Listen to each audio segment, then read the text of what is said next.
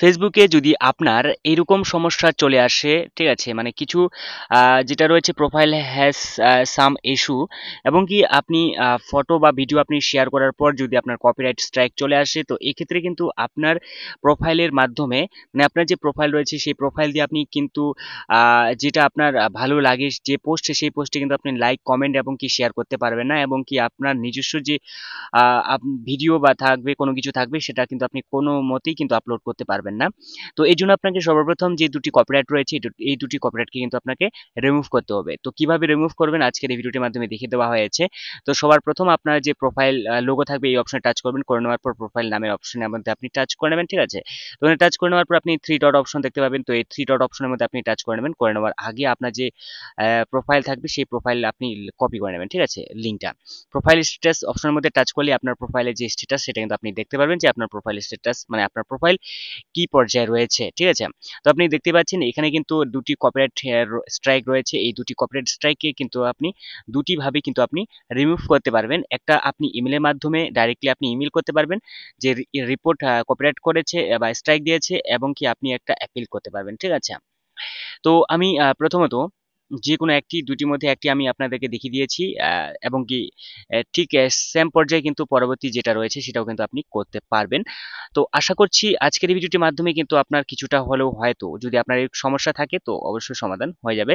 তো আমি কি করব, এই যে কপিরাইট রয়েছে তো এই অপশনের মধ্যে কিন্তু আমি টাচ করে নেব, ঠিক আছে? তো এই অপশনের মধ্যে আমি টাচ করব, করব।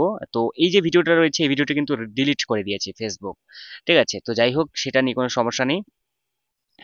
তো এরপর কি করব, যে সি অপশন রয়েছে এই সি অপশনের মধ্যে কিন্তু আমি টাচ করে নেব।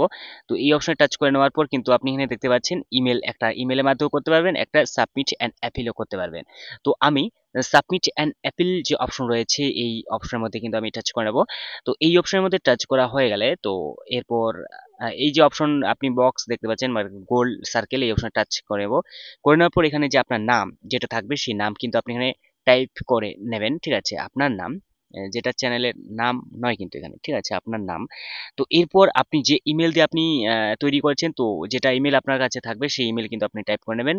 এরপর বক্সে টিক দিয়ে নেবেন, দিয়ে নেওয়ার পর আপনি এই নিচের যে বক্স রয়েছে নিচের বক্সেও কিন্তু আপনি টিক দিয়ে নেবেন, ঠিক আছে? যদি আপনার কাছে যে ভিডিওটা থাকবে সেই ভিডিওটা যদি লিঙ্ক থাকে তো অবশ্যই লিঙ্কটি এখানে দিয়ে দিবেন, ঠিক আছে? তো এই বক্সের টিক দিয়ে নেব, দিয়ে নেওয়ার পর কিন্তু এখানে একটি বক্স ওপেন হয়ে যাবে। তো এই বক্সে কিন্তু আপনার ফেসবুকের যে লিঙ্ক থাকবে, মানে যেটা ইউআরএল থাকবে, ঠিক আছে? কপি করে আপনি এখানে পেস্ট করে নেবেন। আপনার যে প্রোফাইলের যে লিঙ্ক থাকবে সেই লিঙ্কটি কিন্তু এখানে পেস্ট করে নেবেন। তো এরপর আপনি এখানে আপনার যে ডিসক্রিপশন আপনি সুন্দরভাবে কিন্তু যেটা দিতে পারবেন সেই ডিসক্রিপশনে কিন্তু আপনি এখানে ভালোভাবে সুন্দরভাবে কিন্তু আপনি টাইপ করে নেবেন। এরপর আপনি যে দুটি কপিরাইট দেখতে পেয়েছেন, হ্যাঁ, যেটা রয়েছিল সেটা আপনি স্ক্রিনশট নিয়ে নেবেন, দেওয়ার পর কিন্তু আপনি এখানে চুজ ফাইল অপশনের মধ্যে কিন্তু আপনি আপলোড করে নেবেন, ঠিক আছে? তো এরপর আপনি যে রয়েছে এই বক্সের মধ্যে যেটা রয়েছে, বক্সের মধ্যে বক্সের মধ্যে একটি টিক দিয়ে নেব, ঠিক আছে? বক্সের টিক দিয়ে নেওয়া হয়ে গেলে আপনার যে নাম থাকবে সেই নাম কিন্তু আপনি এখানে এই যে সেন্ড অপশন থাকবে এই সেন্ড অপশনের মধ্যে কিন্তু আপনি সেন্ড করে নেবেন, ঠিক আছে? আপনার যেটা নাম থাকবে সেই নামটি কিন্তু আপনি টাইপ করবেন। তো এরপর উপরে যে আপনি ইমেল দেখতে পাচ্ছেন, তো এই ইমেলে কিন্তু একটি কোড আসবে। তো আপনি সেই কোডটি কিন্তু এখানে টাইপ করে বসিয়ে দেবেন, ঠিক আছে?